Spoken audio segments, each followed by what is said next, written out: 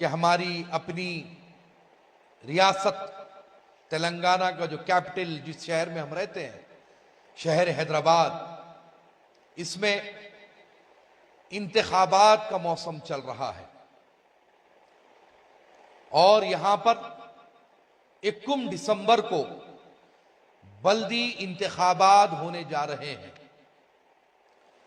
देखिए, बहुत सारे लोगों का यह ख्याल होता है कि इंतखाबात ये एक सियासी मामला है, इसमें मजहबी लोगों को कुछ भी नहीं बोलना चाहिए। बहुत सारे लोगों का ऐसा ख्याल होता है और कुछ हद तक ये बात सही भी है, इससे मैं इनकार नहीं करूंगा। लेकिन हमारे अपने मुल्क के जैसे कुछ भी हालात है, जैसे कुछ भी हम हालात गुजार चुके हैं, गुजार रहे हैं, और आगे के हालात के लिए हमको क्या करना है, हमारी अपनी हिकमत अमली क्या होना चाहिए, उस पर हमें गौर व खौस करने की जरूरत है। और दूसरी बात, ये जो वोट होता है ये हमारा अपना जमहूरी हक है, इसको इस्तेमाल करना ये हमारा जमहूरी हक है, इसको इस्तेमाल करना लाजिम है। अगर कोई ये शख्स समझता है कि ये कोई मानाखेज बात नहीं है कि मैं जाकर वोट डालूं, तो वो गलत समझता है। वो अपने वोट का इस्तेमाल करना अपनी शहरियत का हक इस्तेमाल कर रहा है, जो इस मुल्क के आईन ने, इस मुल्क के कॉन्स्टिट्यूशन ने हमें दिया है। ये वोट है क्या? ये वोट वो है जो आप इस वोट के जरिए ये बात का इजहार करते हैं कि मैं इनकी कारकर्दगी से मुतमईन हूं और मैं इनको पसंद करता हूं, इसीलिए इनको फिर से एक बार मैं इख्तिदार पर लाना चाहता हूं, इसीलिए इनके हक में ये वोट का इस्तेमाल कर रहा हूं। अगर आप वोट नहीं देंगे तो आपके वोट का इस्तेमाल गलत जगह पर हो जाएगा। आप अपनी मर्जी से, आपके जहन में, आपके दिमाग में जो किसी को भी आप अच्छा समझते हैं, खिदमत अच्छी की है समझते हैं, अपना रहबर, अपना कायद जिसको मानते हैं सियासी मैदान में, उसको आप अपना वोट देना और यह हक आप इस्तेमाल करना, नहीं तो फिर आपका वोट कहीं और गलत जगह पर इस्तेमाल होगा। अब जो कुछ भी हमारे अपने मुल्क के हालात है, इसको हम जहन में, अपनी निगाहों में रखते हुए हर फर्द को चाहिए कि वो अपने वोट का इस्तेमाल करे। बहुत सारे लोगों का ये ख्याल है कि ये बल्दी इंतखाबात है, छोटे इंतखाबात है, इसको इतनी अहमियत क्यों दी जा रही है? तो उसकी वजह भी मैं आपके सामने अर्ज कर दूं।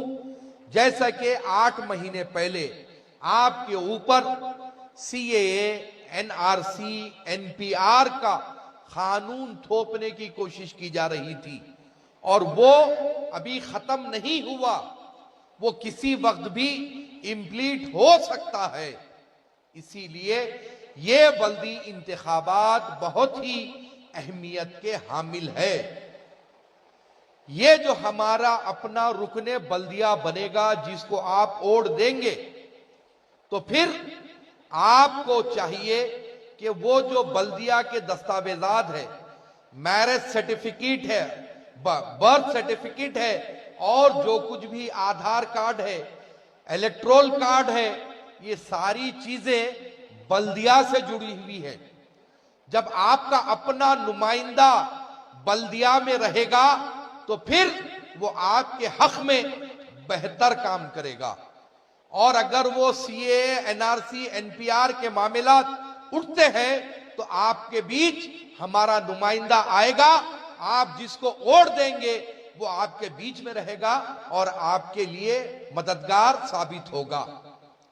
इसीलिए बरसा बरस से हमारा अपना एक अमल रहा कि अपने जितने वाबस्तागान हैं, जितने मुरीदीन हैं, मुत्तखिदीन हैं, मुतवस्सिलीन हैं, जितने चाहने वाले हैं, उन तमाम से और आम मुसलमानों से इस बात की अपील की जाती है कि वो अपने वोट का इस्तेमाल मजलिसे इत्तेहादुल मुस्लिमीन के हक में करे, MIM के हक में अपने वोट का इस्तेमाल करे।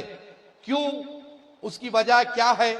वजह यह है कि हमारी अपनी मजलिसे इत्तेहादुल मुस्लिमीन नुमाइंदा जमात है, तो हमें चाहिए कि चाहे वो ऐवान असेंबली हो, चाहे वो रुकने बलदिया हो, हम अपनी जमात को वोट देते हुए अपने नुमाइंदे को मुंतखब करें, ऐवान असेंबली में भी जाए और बल्दिया में भी जाए, ताकि कल के दिन हमारे सामने अगर कुछ मसला आए तो उसकी एक सुई हो सके और वो हमारी हमदर्दी करते हुए हमारे काम को आसान कर सके।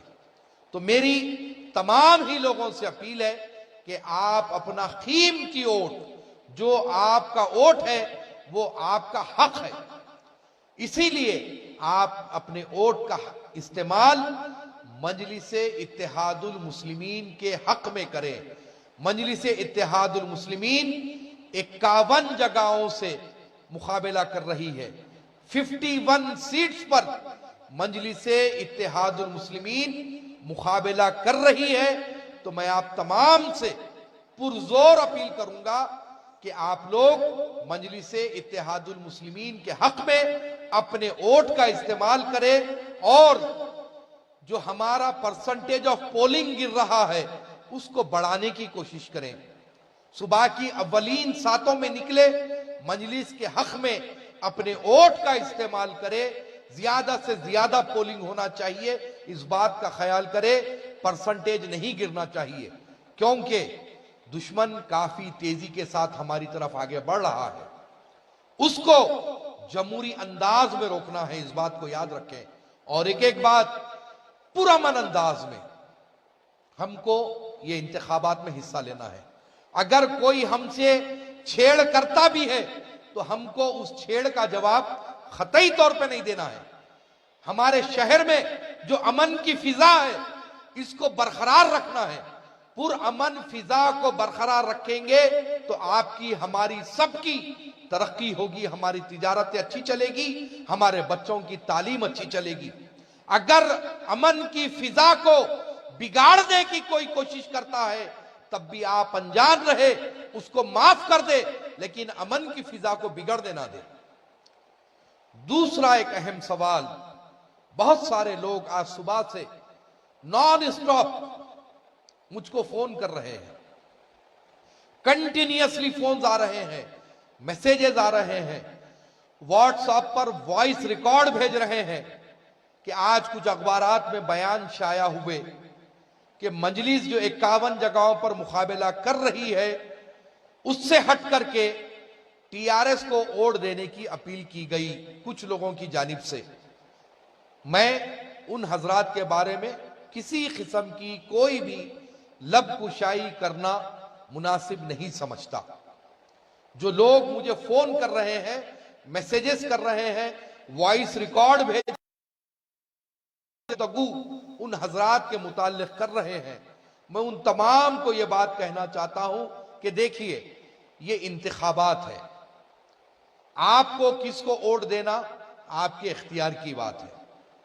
हमारा काम अपील करना है। हम अपील कर रहे हैं कि आप मजलिस के हक में वोट दें।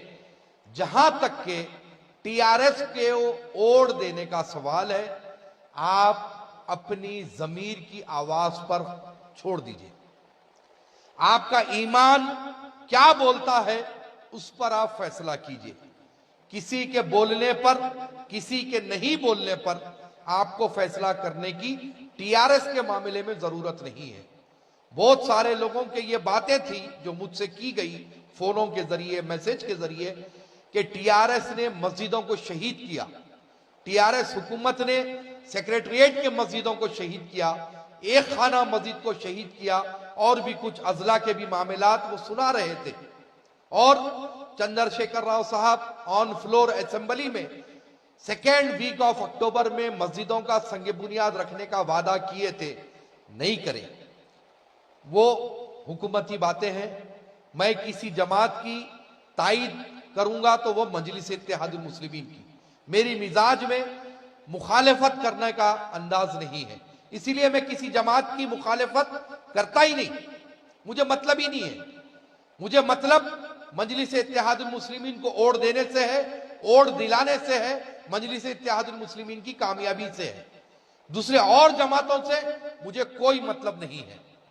तो मैं वो हजरात को यह कहना चाहूंगा कि अगर आप टीआरएस को वोट नहीं देना चाहते इस बुनियाद पर कि वो मस्जिदों को शहीद किए, आपकी अपनी जमीर की आवाज पर आप काम कीजिए। आपका ईमान क्या बोलता, आप वो काम कीजिए। कांग्रेस मस्जिद बाबरी मस्जिद की शहादत में मुलव्विस थी, इसलिए हम उसको वोट नहीं देते। मत दीजिए, नोटा कर दीजिए। नोटा का ऑप्शन भी आपके पास है। आजाद उम्मीदवार को वोट दे दीजिए ताकि वो आपके लिए कारामत साबित हो जाए। आजाद उम्मीदवार को दीजिए। लेकिन मैं ये नहीं कहता कि फला जमात को नहीं देना, मुझे कोई गरज नहीं है, क्योंकि मैं किसी जमात से कोई मतलब ही नहीं रखता हूं। मजलिस इत्तेहादुल मुस्लिमीन को वोट देने की जरूर अपील करता हूं। रहा सवाल टीआरएस कांग्रेस, मत दीजिए आप उनको वोट, क्योंकि उन लोगों ने मस्जिदों की शहादत की है। आप अपने जमीर की आवाज पर चलिए। आपका ईमान क्या बोलता है वो बात को देखिए। बहुत सारे लोग फोनों पर बात कर रहे थे, तो मैं वो वाजे करना चाहूंगा कि मैं असेंबली इलेक्शंस के वक्त भी कभी मैंने टीआरएस की तायद नहीं की, ना आज की डेट में मैं टीआरएस की तायद करता हूं। और कुछ लोग जो हमारे अपनी बारगाह के सरबरा सज्जादा नशीन हुजूर सैयदी व मुर्शिद सैयद मोहम्मद सिद्दीक हुसैनी आरिफ साहब किबला, पाशा मियां साहब किबला के नाम पर भी कुछ लोग बात कर रहे थे, जो अखबार में आज हजरत का भी नाम आया है। तो मैं इस बात को खुलेआम ये बात को वाजे करना चाहता हूं, हजरत सैयदी पाशा मियां साहब किबला की सेहत इस काबिल नहीं है कि वो ये मामलात में कुछ बोले। टीआरएस को वोट दो करो, तायद करेंगे। हजरत किबला पाशा मियां साहब किबला सेहत के एतबार से इस कंडीशन में नहीं है